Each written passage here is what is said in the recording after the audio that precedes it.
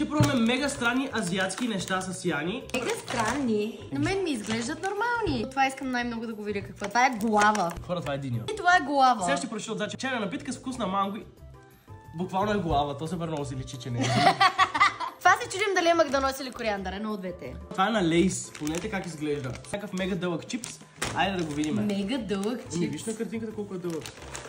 А те защо са отделно пакетирани? Добре, отваряй. Още опаковки.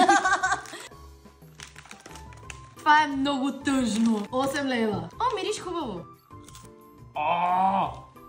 Това е люто и гадно. Къде усети люто пък? 1 от 10. Аз му давам 1. Дураяки. Найс, така се казва. Пълнени палачинки. Картофе. Въпреки че аз съм купувал тези неща, нямам представа какви са. Оу! Мирише много гадно. Отвратително. Така да си оправим вкуса, да видим дали ще го оправим. Има сламчета страни.